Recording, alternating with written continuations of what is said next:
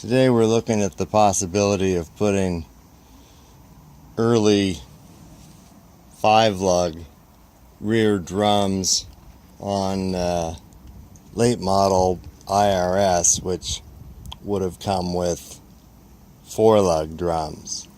So swing axle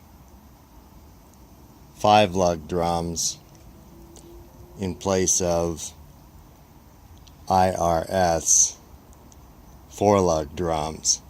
This drum happens to have had studs installed. Not really germane to this discussion. It's just something some people do to get away from the lug bolt arrangement. So here's the 4-lug drum. Here's the extra suspension I have in the backyard. And so here's the drum that goes with it. You can see approximately how much thread is there for the nut. Taking a look at the widths,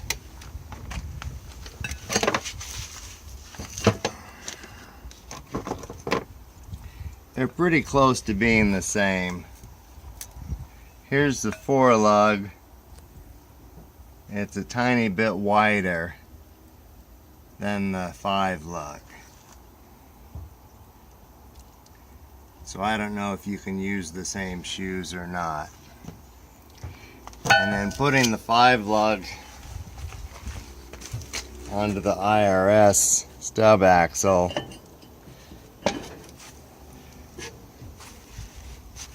we can see it goes on way too far. Now if you had a spacer that would bring that out about that far, maybe it would be okay. Maybe these shoes wouldn't exactly be contacting on the inside, but you might get away with that as well. So I may look for some spacers and see if I can quickly and easily run these at the back of my car. I've got some 5-lug wheels I'd like to try.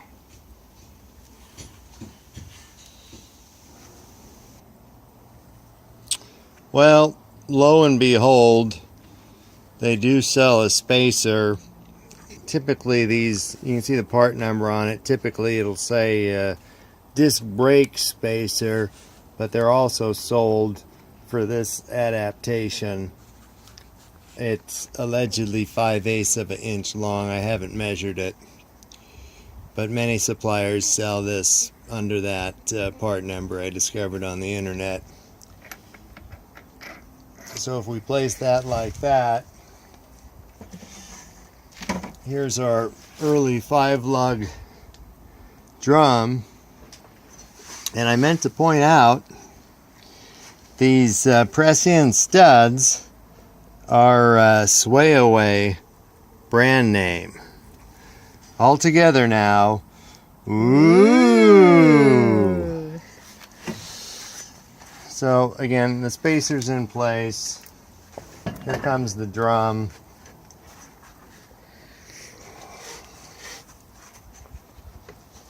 And frankly, something's wrong. It's not going back far enough. I mean, I can see the shoes in this gap here.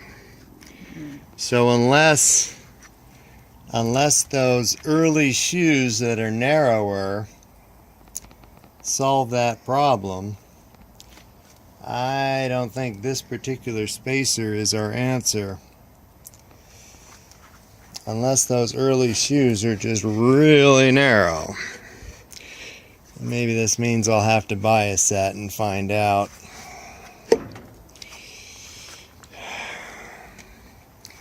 But for now, a bit of a disappointment. I thought I was closer to putting these on the car.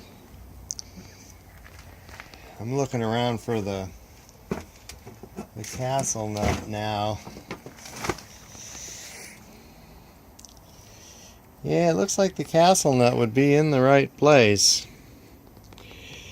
So maybe those narrower shoes are mandatory, although I still don't like this gap at the backing plate. Well, I think I learned something here. It's not going to be as easy as I thought. Thanks, and be sure to watch my other videos.